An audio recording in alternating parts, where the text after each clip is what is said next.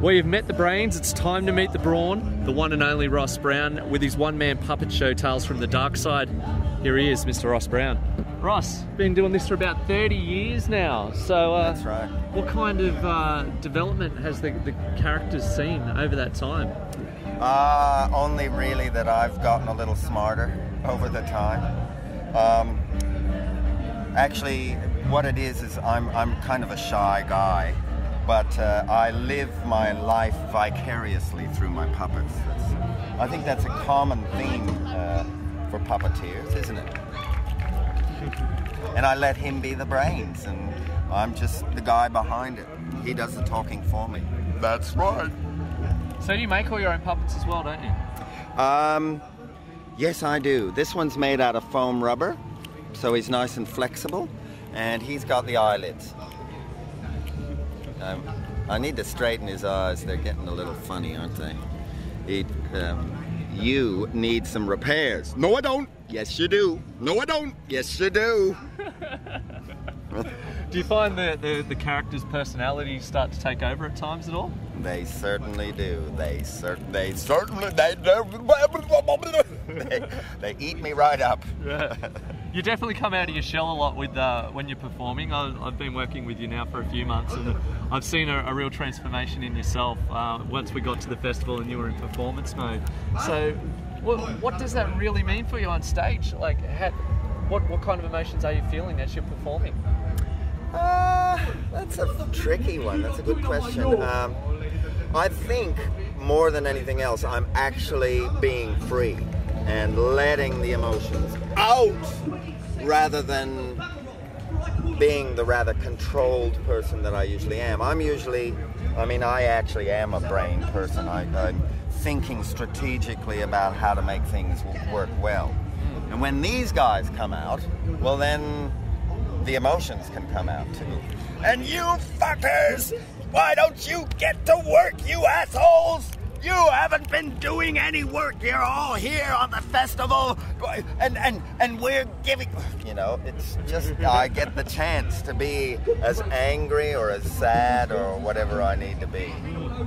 With these guys, the body language is incredible that these characters, like these puppets, put across. How long have you spent working out all these different mannerisms? They're incredible. Well, you see, I studied theatre. And I studied the Lecoq technique of theatre, and that's very physical. And so, like for instance, and then I built the puppets. So, like for instance, Chewy the leopard. Here we go. But Chewy is one of my favorite puppets because he's got a very emotional spine. Here he is sad, because I can do that with my arm. See, it's that position.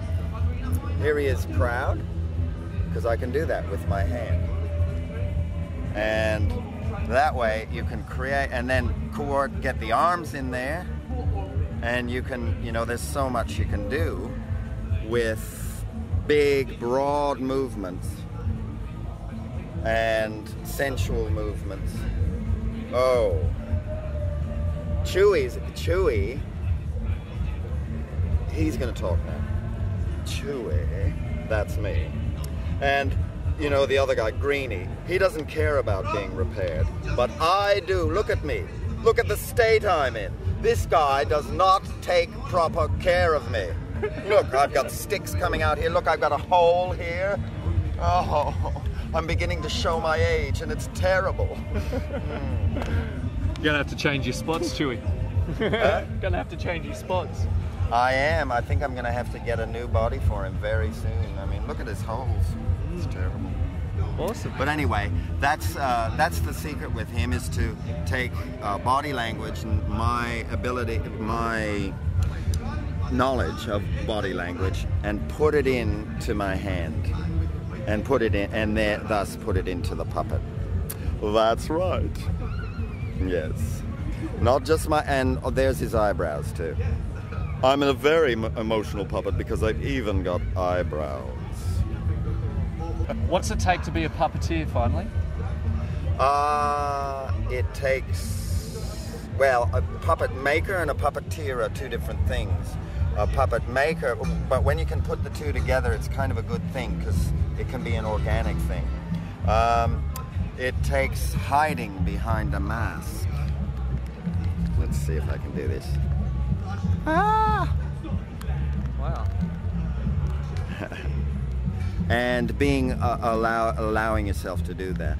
Yeah. And it takes, I think it takes really practicing and learning how the body, how humans can be put into the body of a puppet, learning their strengths, their limitations, and then using them.